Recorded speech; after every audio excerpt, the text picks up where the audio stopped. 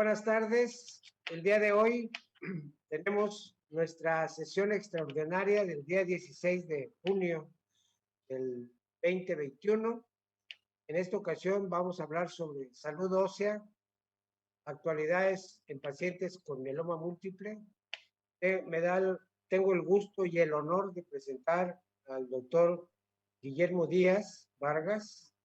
Él es del Centro Oncológico Estatal del ICEMIN del Estado de México, y a nuestro gran amigo y experto en mieloma múltiple, al doctor Jorge Vela Ojeda.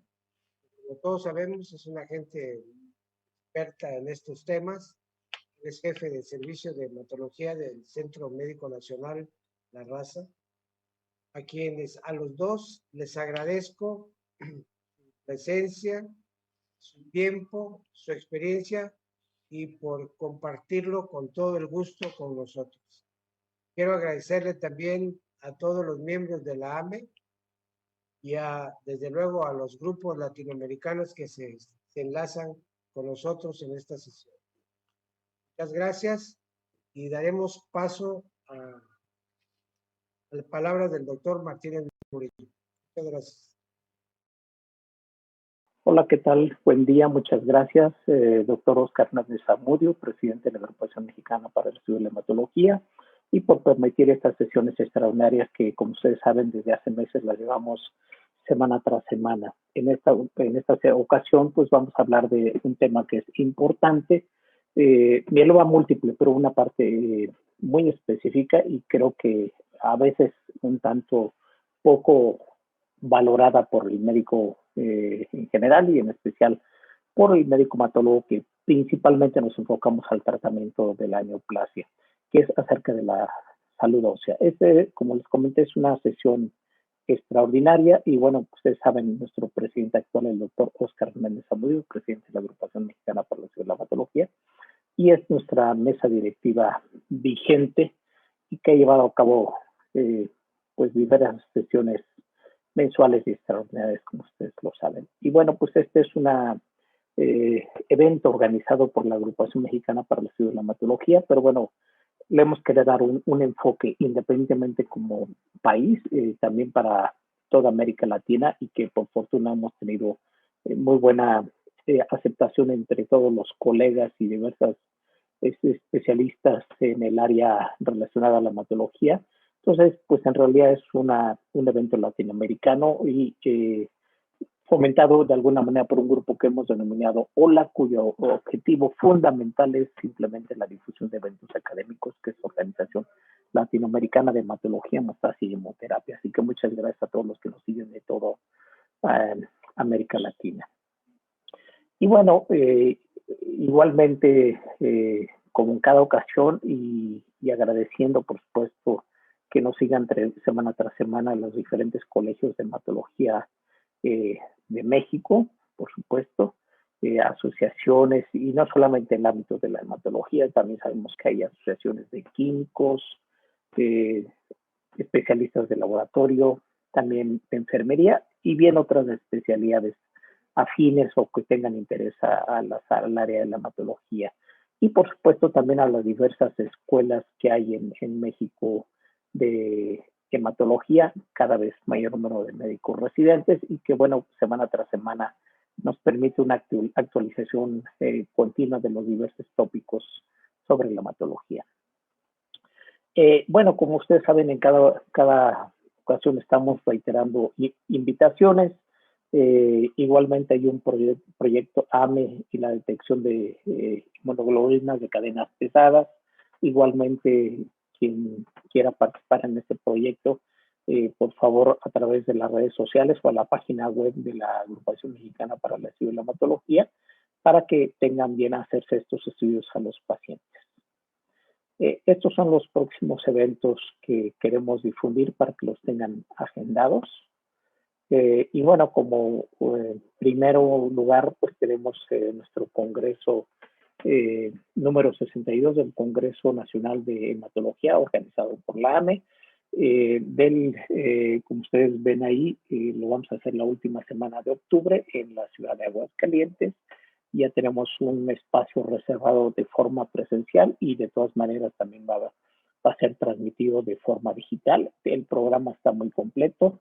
Además tenemos un día desde hace años y son los viernes de congreso, en el cual es una sesión conjunta con la Sociedad Americana de Hematología, ASH. Así que ustedes pueden ver los datos de contacto, el registro está abierto y si las condiciones lo permiten y creemos que así va a ser, vamos a vernos después de muchos meses, el primer evento presencial en el Congreso de Hematología de Aguascalientes. Les queremos hacer la más cordial invitación a los que quieran acompañarnos a la ciudad de Aguascalientes nuevamente.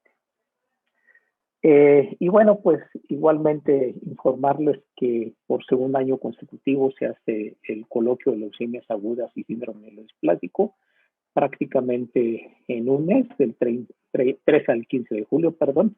Y bueno, pues ahí ustedes pueden ver el sitio web donde ustedes pueden solicitar la información en específico para poder registrarse y participar en este segundo evento internacional.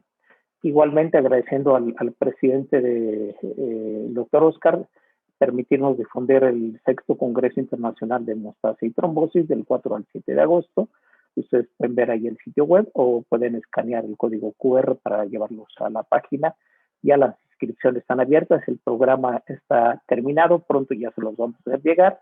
Y bueno, pues aquí pueden ver, tenemos 3 talleres y algunos de los tópicos que se están viendo, por supuesto, el tema de COVID, vacunas, por supuesto, entre otros tópicos que vamos a estar tocando en este tema, y algunos de los profesores confirmados, otros por confirmar.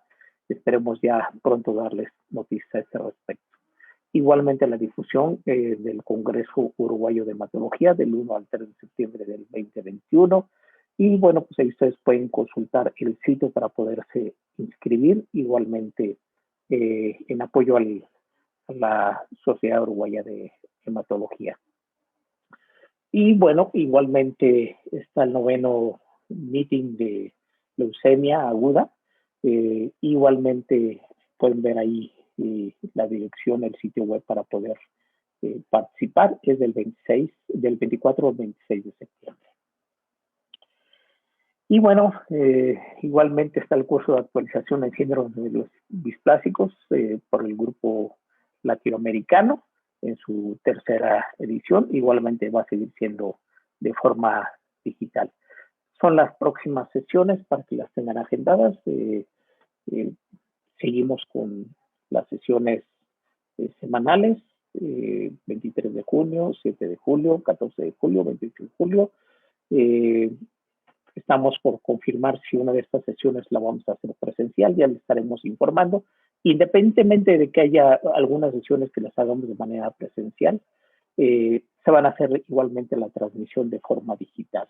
Así que para que estén pendientes de la información que les hagamos llegar. Y bueno, ya pasando a la sesión del día de hoy, es una sesión extraordinaria en la Agrupación Mexicana para el Estudio de la Hematología, el cual se va a hablar de una actualización sobre la salud ósea en mieloma múltiple.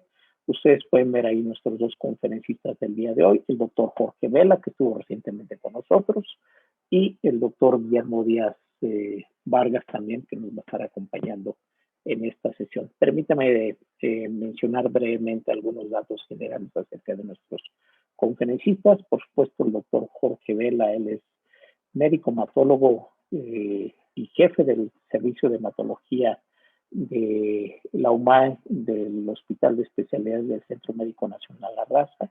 Además es doctor en ciencias con especialidad en biología clínica, es profesor titular del curso de hematología de La Raza y además profesor titular de la Escuela Nacional de Ciencias Biológicas del Instituto Politécnico Nacional, es nivel 3 del sistema del SNI.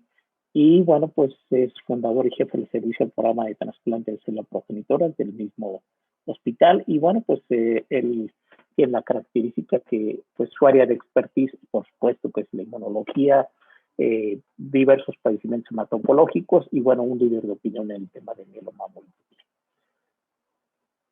Igualmente, posteriormente vamos a tener al doctor Guillermo Díaz Vargas, Él es médico hematólogo con alta especialidad en trasplante de células progenitoras hematopoyéticas por el Instituto Nacional de Cancerología y actualmente funge como jefe de hematología en el Centro Oncológico Estatal del ICEMIN y de la Clínica Leucemias, Mieloma Múltiple y Linfoma. Así que pues, y también tiene múltiples publicaciones. Es el programa que tenemos preparados para el día de hoy. Así que pues, sin más preámbulo, les voy a ceder la palabra. Nuevamente, gracias. Y ahí están los datos de contacto, por favor. Anótenlo, véanlo, por si quieren poner algún correo, igual que en las redes sociales.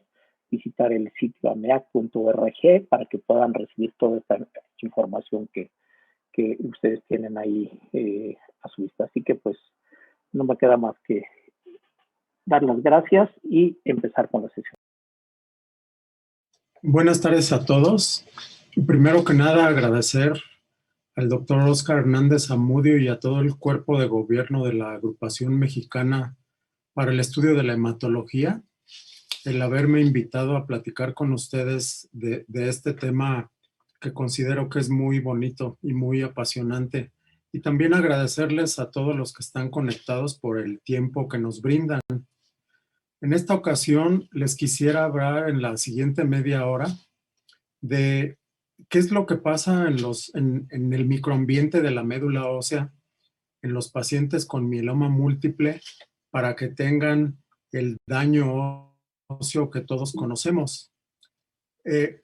Como sabemos, el mieloma múltiple es una enfermedad que cursa con un cuadro clínico muy florido, muy abundante, y pues que se encuentra caracterizado por el aumento en la cantidad de células plasmáticas en la médula ósea, las que secretan una proteína monoclonal que se encuentra casi en más de 90% de los casos, que cursa con anemia, fatiga, pérdida de peso, pero sobre todo, marcado aquí en esta diapositiva, lesiones líticas en el hueso y dolor óseo muy importante, en porcentajes mucho mayor a lo que se muestra en la diapositiva, hasta de 80 o 90% en nuestros países, en México y en Latinoamérica. Y todo este cuadro clínico es ocasionado básicamente por la presencia de las células malignas, la secreción de las mismas, que son la proteína monoclonal, una inmunoglobulina intacta o sus cadenas ligeras, que se pueden depositar en distintos tejidos ocasionando daño, también por distintas razones, que también vamos a explicar en un momento. Existe inmunodeficiencia y esto predispone a las infecciones. Pero de lo que yo les quiero hablar hoy es qué pasa en el microambiente de la médula ósea, donde están infiltrando las células plasmáticas y alrededor de esas células qué ocurre, lo que explica pues el daño óseo y sus síntomas relacionados como hipercalcemia, dolor óseo, lesiones líticas y todo el cuadro clínico que ustedes conocen. La clave está en la convivencia en el microambiente, por supuesto, de la célula plasmática aquí dibujada en azul, de los osteoblastos y sus precursores, que son los encargados de formar la matriz ósea, y de los osteoclastos y sus progenitores, encargados como buenos macrófagos de la médula ósea de provocar resorción ósea. El contacto entre todas estas células y otras que vamos a mencionar es la clave de la fisiopatología del daño óseo en mieloma múltiple. Vean ustedes cómo la célula de mieloma múltiple expresa este ligando que se llama ligando de Rank. El osteoblasto también, mediante una molécula de adhesión, la molécula de adhesión vasculocelular número 1, que contacta con las alfa-integrinas presentes en la célula de mieloma. El ligando de Rank, expresado no solo por la célula de mieloma, sino también por el osteoblasto, también hace contacto con su receptor que es Rank, que está localizado en los progenitores de osteoclastos, y estos aceleran su maduración y terminando pues en la resorción de la matriz ósea. Este contacto entre las múltiples células que acabo de mencionar provoca inicialmente, por parte de la célula maligna, la secreción de algunas citocinas y factores de crecimiento, pero una vez que se pone en contacto la célula maligna con las células, entre comillas, benignas del microambiente, estas también secretan citocinas. Y aquí el problema es que las que uno considera aparentemente células normales del microambiente, una vez que se ponen en contacto con la célula maligna, secretan incluso cantidades mayores de estas citocinas y factores de crecimiento que la propia célula maligna. El detalle está que la convivencia, pues, entre la célula de mieloma, los osteoblastos, sus progenitores, los osteoclastos, sus progenitores, las células, los osteocitos que están en la matriz ósea y los precursores de osteoblastos, vean esta interacción entre todas estas células con la célula de mieloma, lo que ocasiona. La célula maligna secreta estas 4 proteínas, DKK1, SFRP3, el factor de crecimiento de hepatocitos y la proteína inflamatoria de los macrófagos 1-alfa. Todas estas 4 proteínas inhiben la proliferación de los osteoblastos, que son los encargados de formar hueso nuevo. Y estas proteínas inhiben la señalización de una vía muy importante de señalización, que es muy importante en el hueso, que es la vía de WNT beta-catenina. Y al inhibirse esta vía, el osteoblasto no prolifera y no madura. Pero vean el osteocito que está en la matriz ósea. El osteocito es experto en secretar otra sustancia que se llama esclerostina, y la esclerostina también inhibe al osteoblasto. Los precursores de osteoblastos también secretan otra proteína que se llama activina A, que tiene el mismo efecto sobre los osteoblastos. Entonces, vean, todo originado por la célula maligna. Hay varias inhibiciones de los osteoblastos por varias vías, por parte de la célula maligna, por parte del precursor de osteoblasto y por parte del osteocito, todos secretando sustancias que van a inhibir al osteoblasto. Y el osteoclasto, que es la célula que daña al hueso, también la célula maligna secreta varias proteínas, la misma proteína inflamatoria de macrófagos 1-alfa, la IL-32 y el factor neural derivado de hueso. Todas ellas provocan la maduración de los precursores de osteoclastos y luego la proliferación de los mismos. Y finalmente, los precursores de osteoblastos también expresan ligando de Rank. Estas 2 proteínas, la proteína inflamatoria que ya habíamos mencionado y otra proteína que se llama GDF15, y todas provocan aumento en la resorción ósea por hiperactividad de los osteoclastos. Si esto se quiere ver todavía más complejo, aquí otra vez vemos las células malignas en color guinda rojo. Vemos las células del estroma del microambiente de la médula ósea. Acá abajo en verde los osteoblastos y los osteoclastos en color rojo y sus precursores.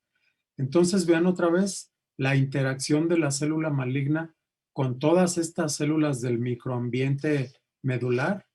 Provoca secreción en forma muy exagerada de muchas citocinas y factores de crecimiento, que son las que ocasionan, por un lado, aumento en la actividad osteoclástica y por otro lado, inhibición de los osteoblastos. A todos estos factores que ven ustedes aquí, secretados por todas las células, en los 70s no se conocían. En los 70s, más o menos en 1975, el doctor Mundy, que era el súper experto en hueso en mieloma múltiple, les llamaba factor activador de osteoclastos, pero pensaban que era un factor o 2 o 3. Y vean hoy en día la gran cantidad de factores que tenemos explicando la biología de esta enfermedad. Pero también hay que poner atención en la membrana de la célula maligna, que vean cómo expresa algunos receptores, por ejemplo, los receptores JAK o los receptores Notch 1, 2 y 3, que son importantísimos. Ahorita vamos a explicar por qué. El ligando de Rank también. Y vean cómo la célula de mieloma también expresa Sindecam-1, una molécula de adhesión. Estos son muy importantes y voy a volver al rato al mencionarlos. La célula de mieloma en contacto con la célula estromal, vean cómo comparten. La célula de mieloma expresa el receptor de Notch y la célula del estroma expresa JAK, y la interacción entre estas dos células provoca secreción de IL-11, de interleucina 1 beta y de factor de crecimiento transformante alfa. Estos provocan que los precursores de osteoclastos proliferen y se desarrollen hacia osteoclastos, que son los que provocan la resorción ósea. También la célula de mieloma expresa ligando de Rank y por otro lado el precursor de osteoclastos expresa su receptor.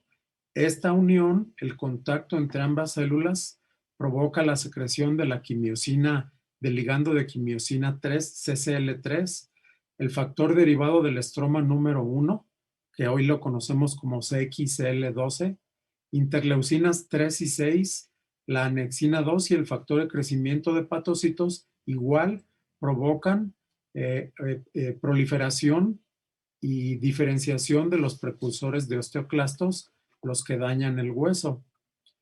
La misma célula mesenquimal secreta mucha interleucina 6, incluso 100 veces más que la propia célula maligna.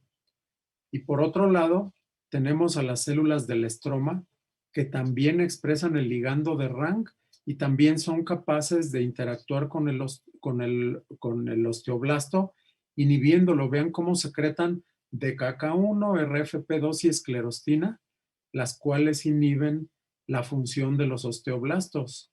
La misma célula del estroma secreta activina A, igual suprime al osteoblasto. Y finalmente, el osteoblasto también puede expresar ligando de Rank y al unirse con su receptor, vean cómo existe esta proteína que se llama osteoprotegerina. La osteoprotegerina es una proteína soluble secretada por las células de mieloma que se interpone entre Rank y su ligando. Cuando osteoprotegerina se interpone, inhibe esa comunicación entre ambas células y para el desarrollo de los osteoclastos. Pero esta osteoprotegerina está disminuida en forma muy importante en los pacientes con mieloma múltiple, de tal forma que la única proteína que nos pudiera proteger del daño óseo en esta enfermedad está disminuida y por lo tanto no funcional. Y vean cómo también existe contacto entre los osteoclastos maduros y los osteoblastos a través de receptor y ligando y la semaforina 4D. Todo esto provoca por ejemplo, inhibición por parte de los osteoclastos del osteoblasto. Y el osteoblasto activa al osteoclasto y esto forma un círculo vicioso. Se secreta osteopontina, la cual a su vez favorece que la célula de mieloma múltiple prolifere más. Y para volverlo más complejo, están las células del sistema inmune, los linfocitos T, que en mieloma múltiple tienen una actividad TH17 y la actividad TH17 junto con la secreción de IL-17 provoca el mismo fenómeno en los osteoclastos. Entonces, hay convivencia entre todas estas células y esto provoca el daño óseo en mieloma múltiple, pero por si fuera poco, este daño ocasionado por todas estas citocinas y quimiosinas, vean cómo provoca también, aquí marcado en el número 7, que la célula maligna se vuelva resistente a las drogas, o sea, el daño óseo va acompañado de multiresistencia a drogas. Si esta célula nunca se despega del microambiente ni de todas estas células que lo rodean, pues se va a volver resistente a muchos tratamientos y esto provoca la proliferación igual de las mismas. y es lo que vemos en cáncer, los cánceres que infiltran a la médula ósea. Arriba tienen ustedes un dibujo de un nicho hematopoyético sano. En medio, un nicho hematopoyético que ya no es sano porque ya existen alteraciones de las células, por ejemplo, la célula mesenquimal asociada a cáncer, así se le llama, y cuando ya mutó el nicho, le llamamos nicho mutagénico, es cuando las células de cáncer están presentes, se dividen, pero aparte transforman a las que supuestamente son células normales del nicho hematopoyético. Y ya cuando el mieloma está infiltrada la médula ósea, ya tenemos, por ejemplo, los osteoclastos asociados a tumor, las células mesenquimales asociadas a tumor, y es cuando ocurre todo esto que acabamos de explicar. Esto es más complejo todavía. Yo les recomiendo, ya lo tienen ustedes, un libro, ya no es de este año, pero no es viejo tampoco, donde la doctora Miriam García Ruiz hizo este excelente dibujo. Aquí está resumido todo. De hecho, ese capítulo es el mejor que yo he leído en cuanto a daño óseo.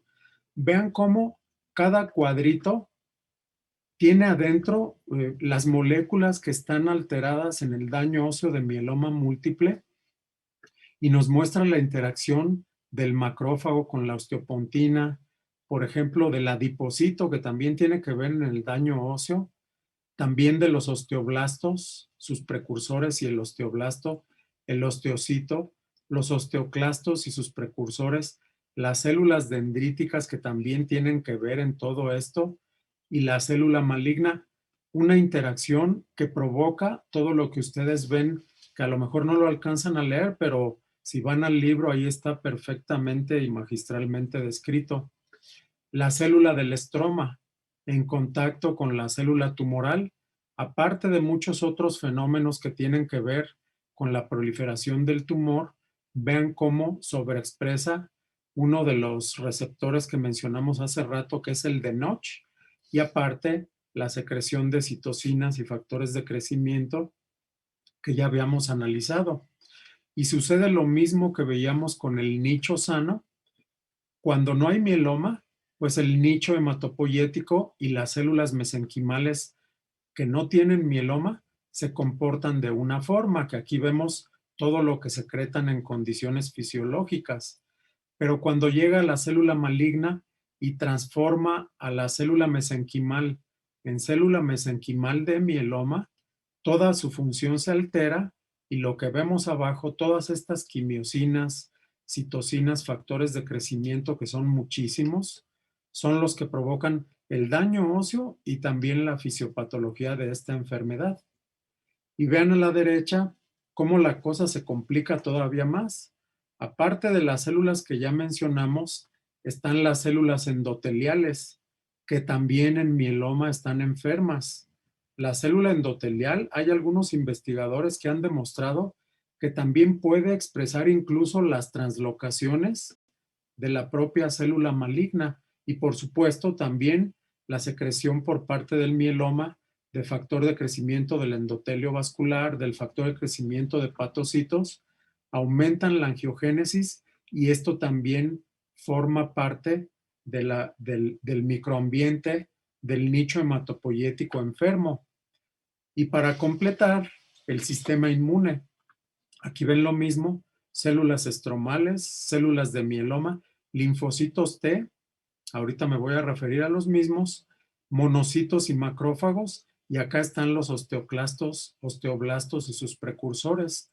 Ya en mieloma, el osteoclasto maligno, vamos a llamarle así, vean cómo expresa en su superficie, acá abajo en verde, el precursor, expresa el ligando de PD1, expresa CD200, galectina 9 y HBEM, todas estas, e incluso CD38, el precursor de osteoclasto. Todas estas moléculas hacen que el precursor del osteoclasto tenga un ambiente inmunosupresor, porque todas estas moléculas inhiben la función de los linfocitos T.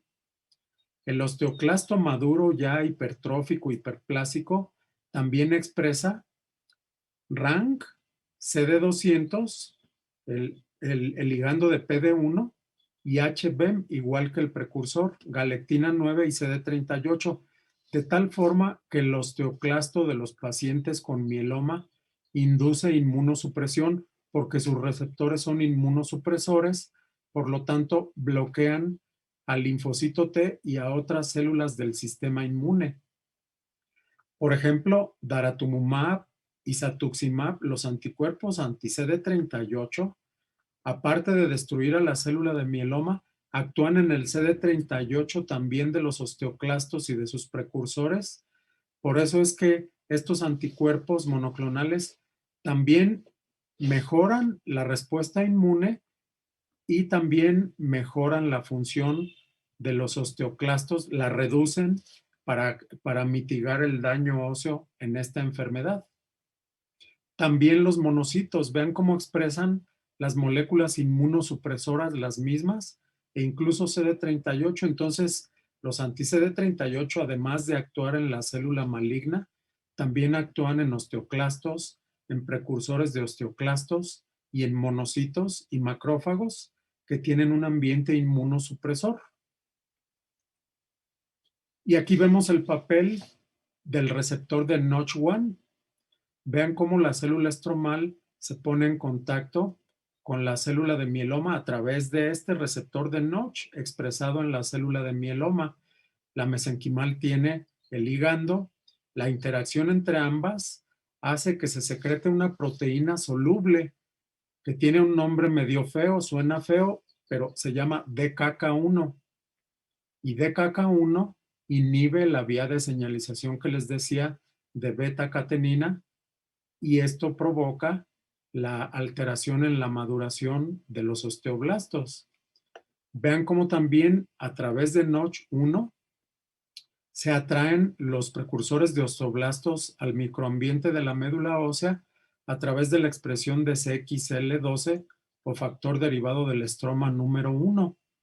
También Notch interviene en los precursores de osteoclastos. Vean cómo también expresan Notch2 y la célula de mieloma puede expresar su receptor JAK1 y JAK2. Y esto provoca la diferenciación del precursor de osteoclasto a osteoclasto maduro. Luego el osteoclasto se activa y promueve la expresión del ligando de RANK. Entonces se forma ya el círculo vicioso que habíamos visto en las diapositivas anteriores. Y luego la célula endotelial enferma, la de mieloma, secreta IL-6 e IL-8 y esto promueve más el daño óseo. Y toda esta alteración biológica provoca alteración en la resorción ósea y liberación sobre todo de muchas citocinas, pero esta en especial, factor de crecimiento transformante beta, que es una de las principales citocinas inmunosupresoras que detiene y altera la función de muchas células del sistema inmune. Esto ya se conoce bien a nivel microscópico, a nivel de microscopio confocal. A la izquierda, en la letra A, vemos un hueso normal con sus osteoblastos señalados en las flechas azules y muy poquitos osteoclastos teñidos con TRAP. Abajo tenemos lo que sucede en un hueso con mieloma. Vean la hiperplasia de los osteoclastos teñidos en rojo y los osteoblastos prácticamente disminuyen no solo en número sino en función. Y aquí tenemos a las células malignas. Acá se ve un acercamiento, células malignas estrechamente pegaditas con los osteoblastos, como ven ustedes aquí, y la hiperplasia de los osteoclastos también, lo cual explica pues el daño en esta enfermedad.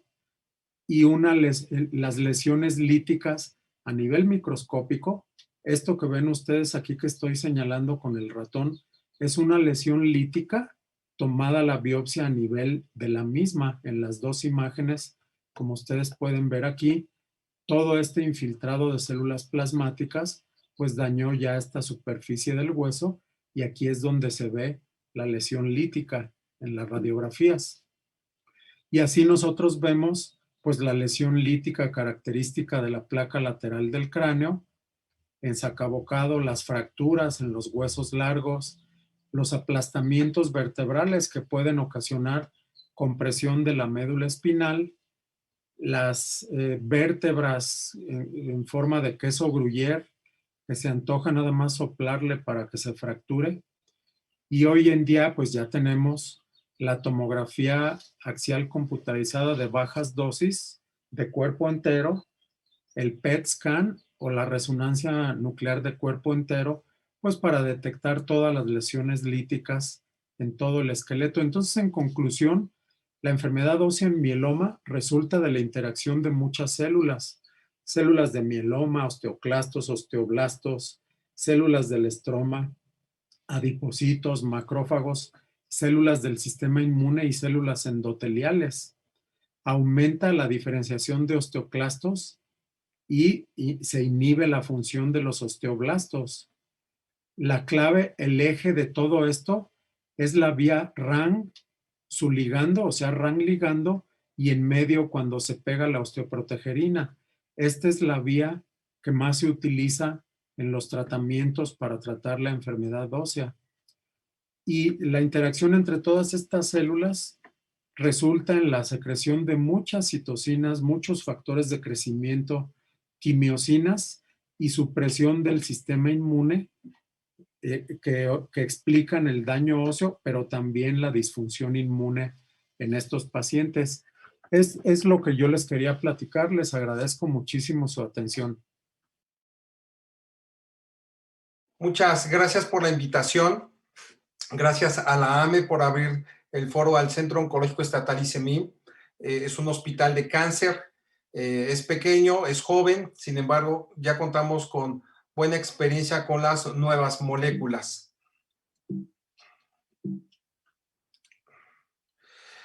Mi conflicto de interés, y vamos a hablar de esta, es la única diapositiva prácticamente que vamos a hablar de diagnóstico. Para el diagnóstico se requiere más del 10% de células plasmáticas y alguno de los daño a órgano blanco, que coloquialmente se le llaman criterios CRAB. Y nos vamos a concentrar directamente a hueso. Con respecto a los últimos 3 renglones, son los biomarcadores que han causado mucho revuelo en los últimos 5 o 6 años.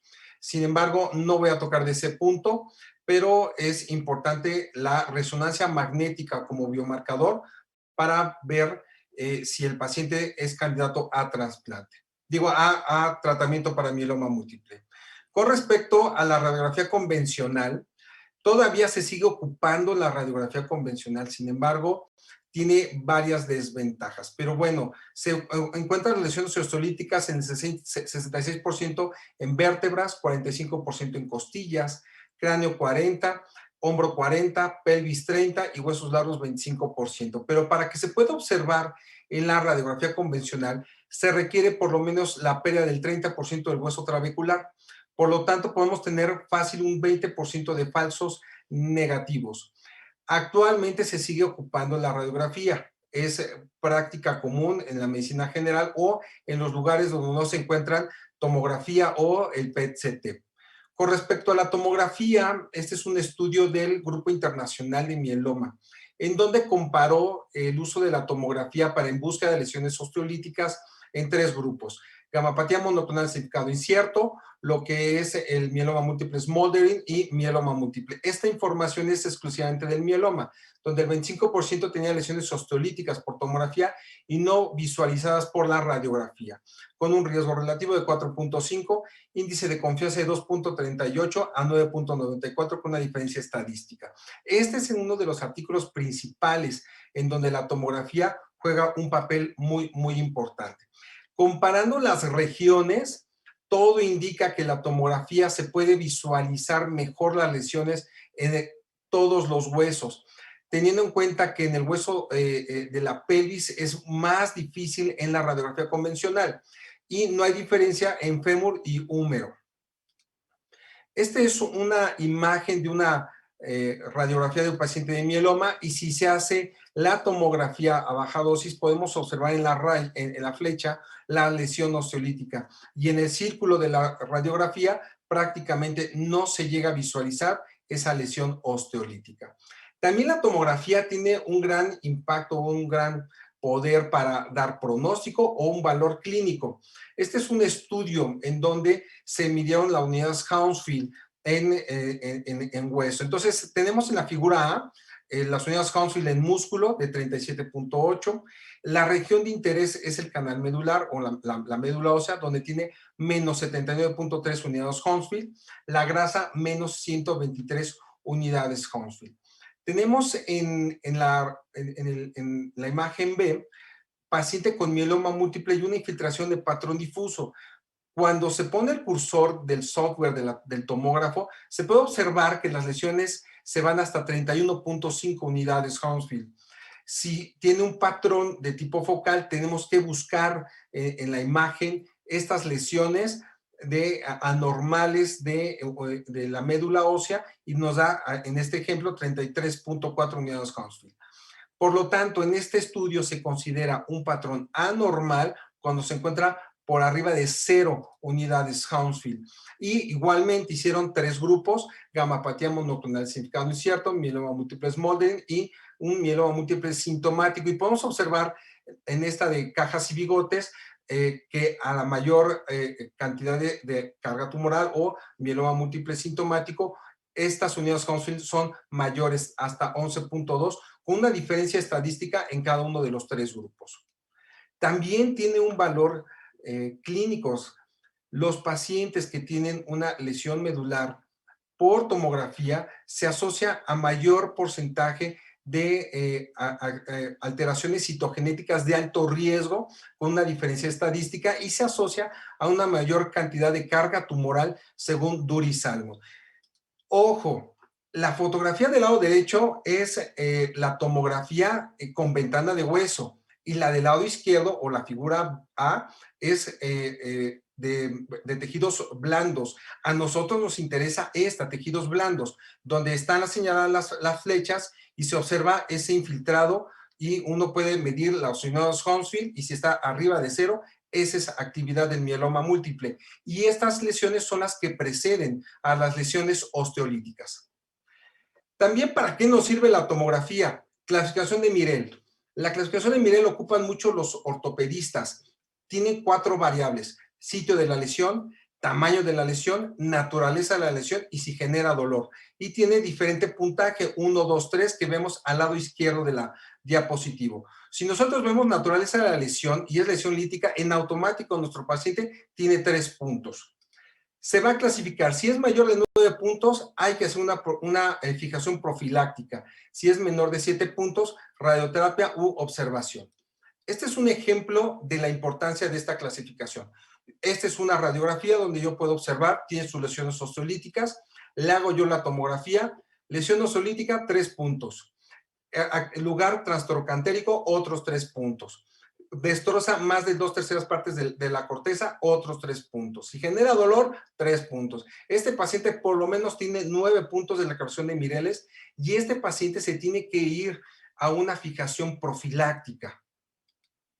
PET-CT.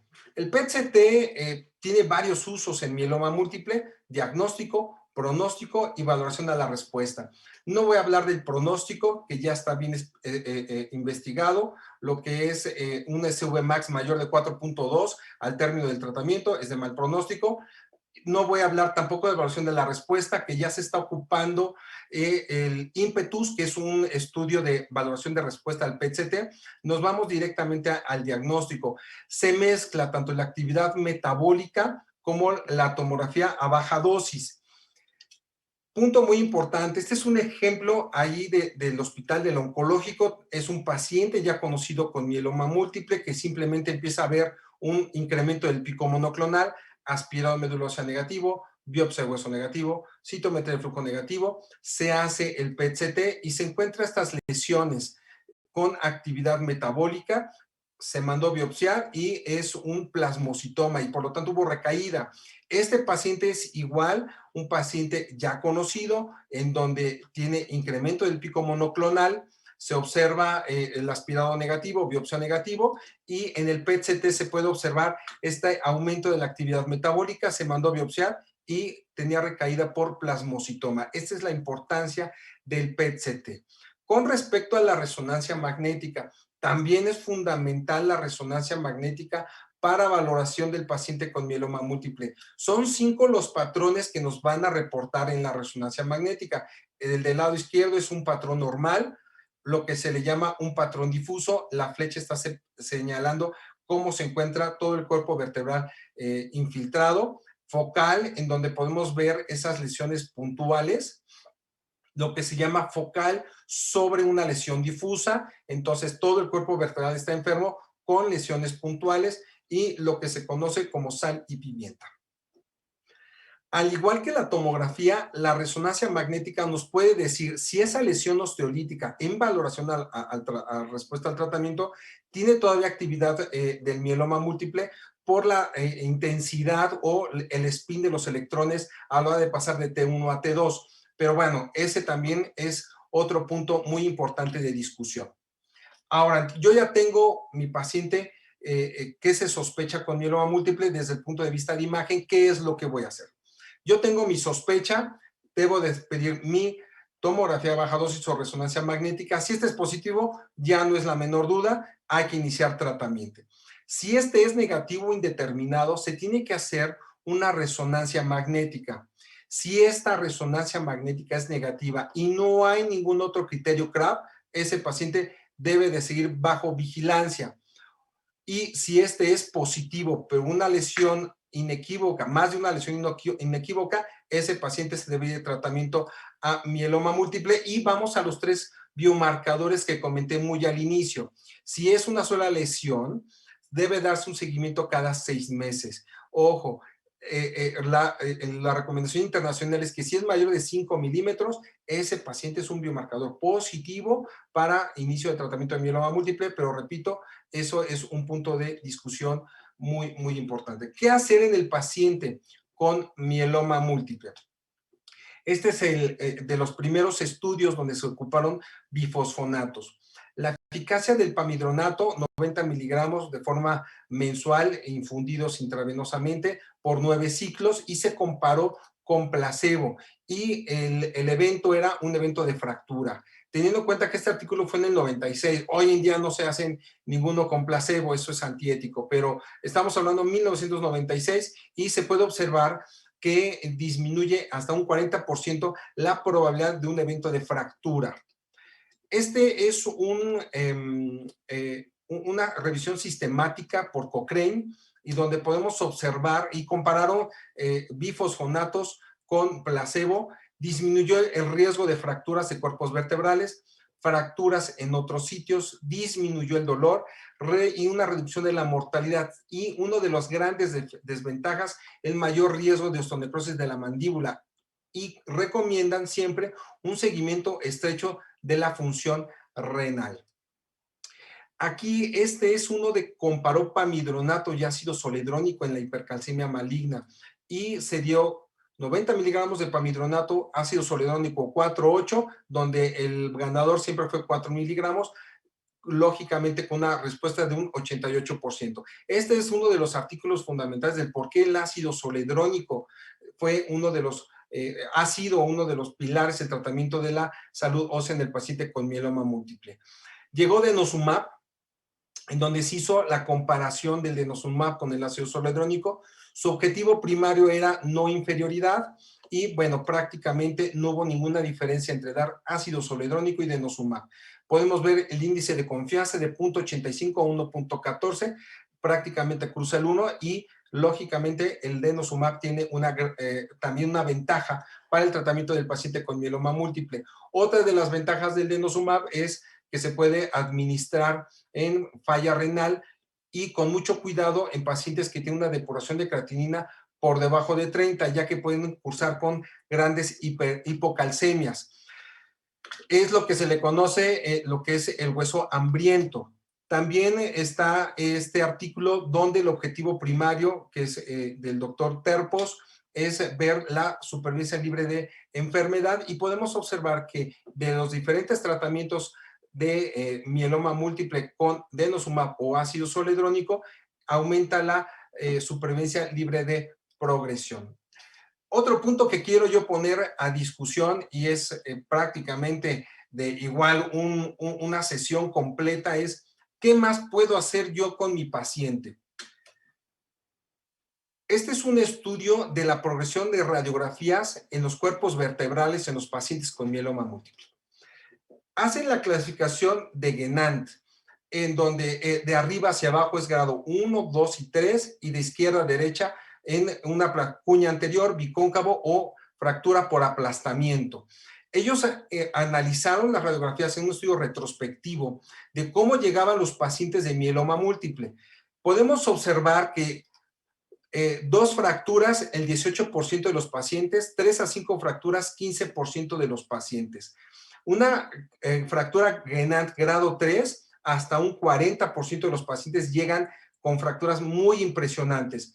Y las vértebras torácicas en un 66% son las más frecuentes. Y entonces, a través del tiempo, podemos observar que los pacientes a 5 años, fracturas Guénant cerca del 40%, grado 3, y a 5 años, 70% de los pacientes tienen unas Guénant grado 3. Por lo tanto, nosotros podemos ver en nuestros pacientes en la clínica, y dice, doctor, me estoy encogiendo, doctor, empiezo a tener dificultad para respirar porque aumenta esa gifosis, y clínicamente el paciente va perdiendo la estatura, mayor dificultad respiratoria, mayor probabilidad de infecciones respiratorias. Esta es una estrategia, bueno, es un estudio que nos ayuda a hacer una estrategia para evitar estas complicaciones por aumento de las fracturas, y por lo tanto es adecuado hacer las vertebroplastías o las gifoplastías de forma temprana, y entra una gran discusión.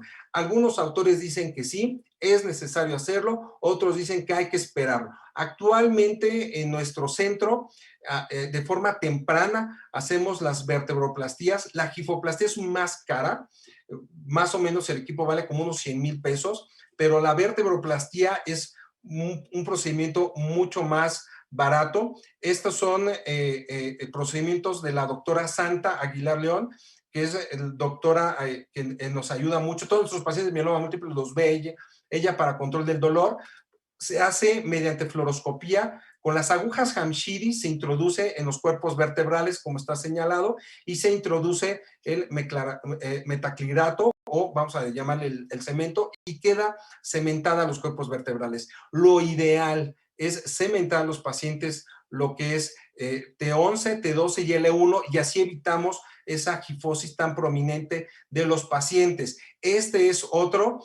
Del lado izquierdo podemos observar que es un Guénant grado 2, tipo cóncavo. Se introduce la aguja, se deja la cementación y el paciente puede disminuir el dolor y le da estabilidad a los cuerpos vertebrales. Una de las grandes controversias es si a las fracturas Guénant tipo 3 se les hace también la cementación, porque casi no hay espacio para poner el metaclirato. Sin embargo, si uno cementa esos cuerpos vertebrales, le puede dar estabilidad a los cuerpos tanto de arriba y de abajo y evitar la mayor cantidad de fracturas. Conclusiones. Hacer un buen diagnóstico de la salud ósea es importantísimo. Podemos nosotros predecir las lesiones osteolíticas mediante tomografía y medición de las unidades de Hounsfield. Establecer un tratamiento pronto para mejorar la salud. Podemos iniciar o ácido zoledrónico, o si tiene daño renal, que el 25% de nuestros pacientes tienen daño renal, denosumab es una buena opción. Disminuir el riesgo de hipocalcemia. A mí me pasa mucho con nuestros pacientes que damos KRD, como el 30% nos hace hipocalcemia, ocupamos KRD con denosumab, tenemos que darle suplemento de calcio obligatorio y en algunas ocasiones dosis altas.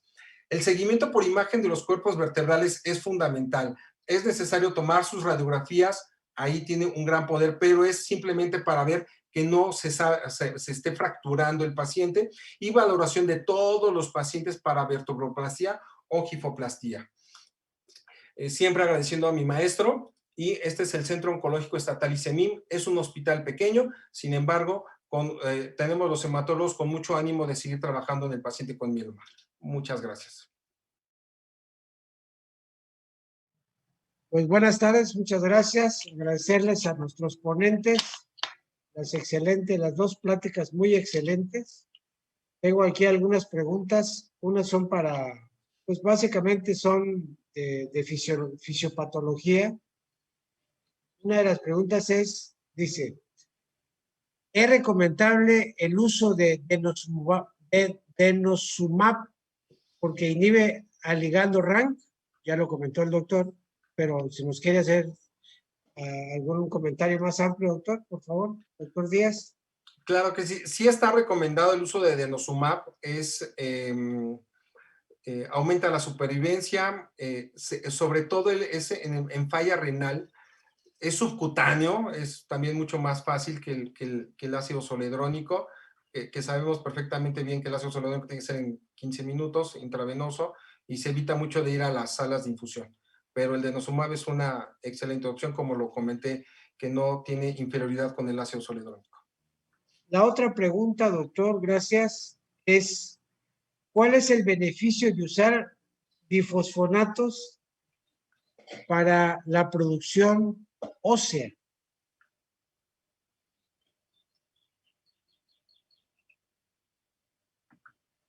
¿Sí? ¿Doctor ¿Entendió Vela mi o yo? cualquiera de los dos. Doctor Mela. Bueno, los bifosfonatos, ácido pamidronato, que ya cada vez se usa menos, pero es muy efectivo, y ácido zoledrónico, tienen esa gran ventaja de inhibir casi la mayoría de las vías biológicas que comentamos al inicio. Y además de todo, su efecto principal es que disminuye los eventos óseos, incluyendo el dolor, las fracturas e incluso la hipercalcemia. Y a largo plazo, después de varios meses de aplicar,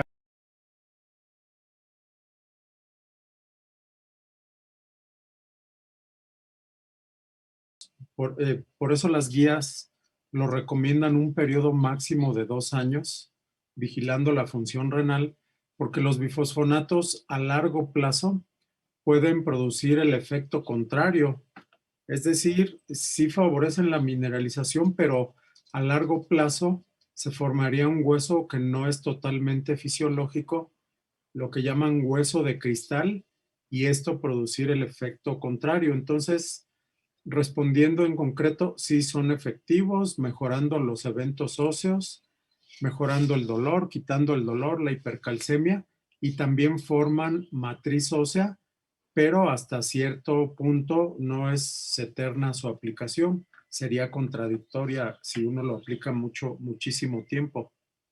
Contraproducente. Ahí en ese mismo, en ese mismo tenor, preguntan, por ejemplo, ¿cuál es la dosis que se debe usar de denosumab? ¿Cada qué tiempo se debe usar y por cuánto tiempo? Y la otra pregunta, igual, que son más o menos, ¿por qué no aplicar los bifosfonatos cuando hay osteonecrosis de la mandíbula? Bueno, el denosumab, la aplicación desde 120 miligramos subcutáneo cada mes. De forma general, tanto el ácido zoledrónico como el denosumab pueden generar osteonecrosis de la mandíbula. Se debe de mandar, bueno, todos los pacientes de mieloma múltiple tienen que ir a maxilofacial. Si el paciente tiene alguna lesión sugerente de osteonecrosis, no se debe de administrar ninguna de las dos moléculas, se debe de esperar a que se maneje la osteonecrosis porque puede ser muy importante ese daño que pudiese tener. En algún momento tuve un paciente que se le ocurrió ir con un dentista normal y terminó el paciente con fractura de la mandíbula, doble fractura de la mandíbula, fue terrible. Entonces, sí debe ser con un experto de maxilofacial en ver pacientes con mieloma múltiple.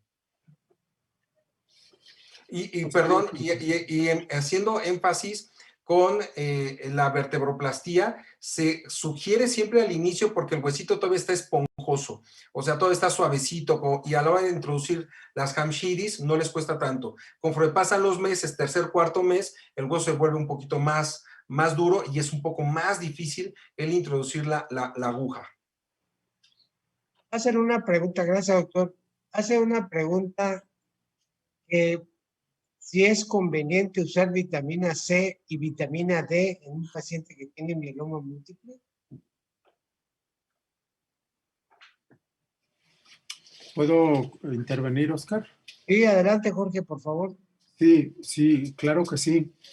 La vitamina D, sobre todo, está demostrado que es una, aparte de su efecto que todos conocemos, es una vitamina que interviene en la respuesta inmune. Por ejemplo, las células dendríticas, está demostrado que ante la presencia de vitamina D, funcionan, presentan antígenos, cumplen con todas sus funciones, y en pacientes que tienen déficit de esta vitamina hay un cierto grado de disfunción inmune.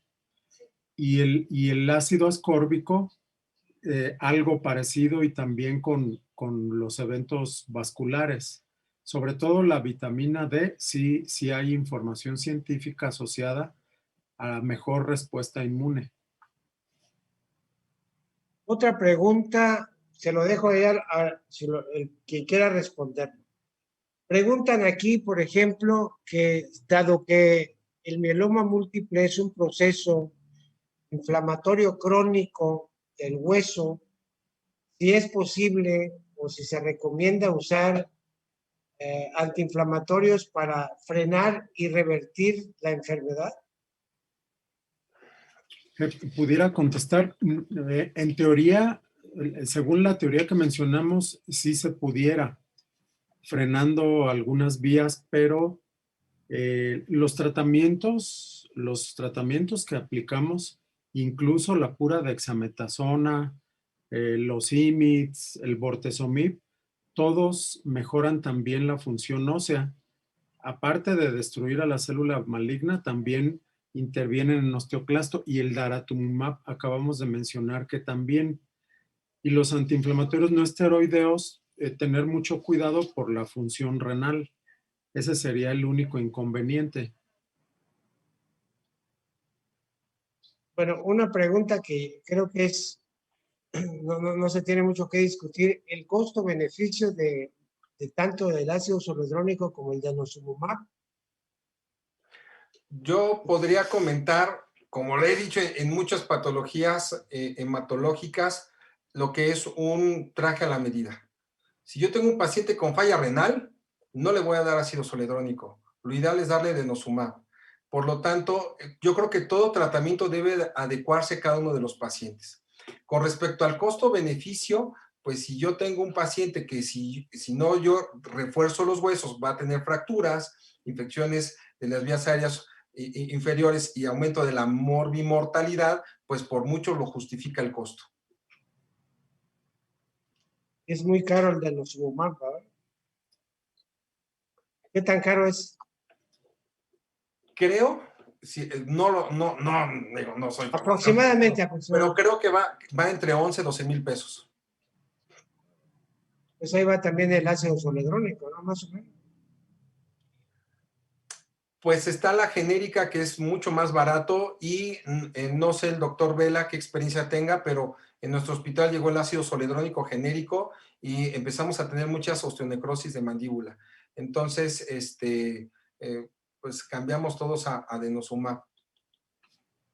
¿Qué opinas, Jorge? Sí, yo creo que las dos drogas son equivalentes, como ya se ha demostrado lo que presentó Memo ahorita.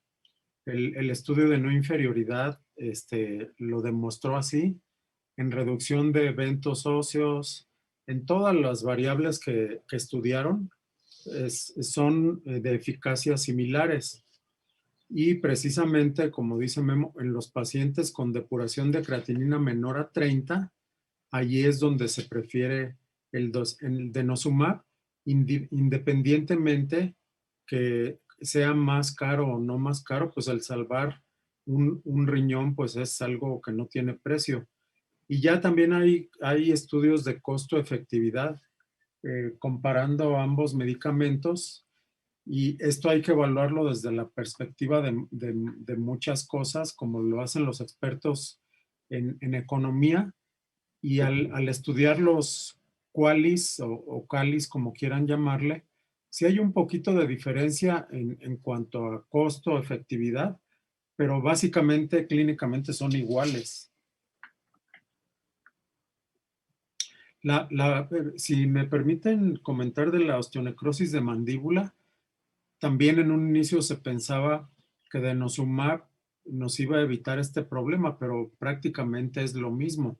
Denosumab, en teoría, debería ser más efectivo que el ácido zoledrónico, porque denosumab se pega entre el ligando de RANK y su receptor RANK, parecido a lo que hace la osteoprotegerina, inhibiendo la vía principal, pero ya sabemos que son igual de eficaces. También provocan osteonecrosis de mandíbula los dos. ¿Y por qué la mandíbula y no osteonecrosis de la cadera o de un dedo o de cualquier otro hueso? Sencillamente porque ambas moléculas tienen una gran capacidad antiangiogénica. Son inhibidores de la angiogénesis.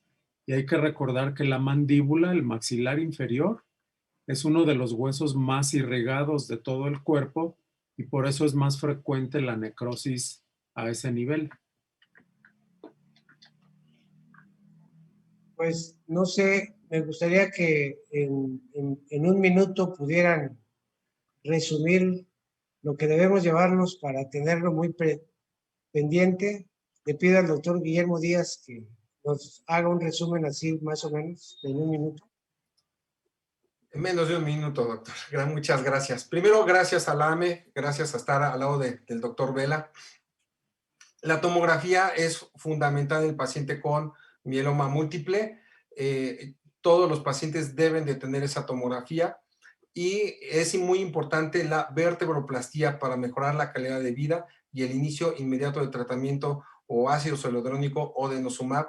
Eso le ayuda mucho al paciente. Muchas gracias por la invitación. Doctor Jorge Vela. Sí, muchas gracias. Nada más mencionar que la biología de esta enfermedad, incluyendo el daño óseo, pues resulta de la interacción de muchas células que ya mencionamos y contagiadas por la célula maligna, por así decirlo. Y mientras no tratemos no solo la célula maligna, sino también a las células del microambiente, tanto el daño óseo como el resto de la enfermedad va a progresar. De hecho, los nuevos tratamientos antimieloma, por eso son efectivos, porque actúan a distintos niveles de lo que hablamos en la primera charla y también disminuyen el daño óseo, aparte de mejorar la apoptosis de la célula maligna. También recalcar que todas estas citocinas, quimiosinas, factores de crecimiento, aparte de explicar toda la biología de la enfermedad, no solo del hueso, de la inmunosupresión, de la anemia, de la proteína M, etcétera, también estas citocinas explican por qué estos pacientes muchas veces no responden a los tratamientos de inicio. Muchas gracias, Oscar.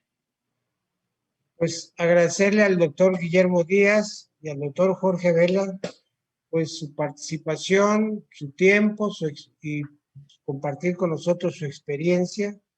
Quiero agradecerle también a todos los miembros de la AME y a los grupos latinoamericanos que se enlazan semanalmente con nosotros. Quiero comentarles así rápidamente que tuvimos 530 agentes que estuvieron enlazados con nosotros de México y de muchos otros lugares de Latinoamérica. Agradecerle también a la licenciada Montserrat de la Teja, a la maestra Jimena Castro por su apoyo en la logística del evento. Pues obviamente el patrocinio de Amgen, se lo agradecemos infinitamente. Y desde luego a JC Innovation por la transmisión del evento. A ustedes, doctores, muchísimas gracias y a todos los que estuvieron con nosotros. Que pasen muy buenas tardes, noches.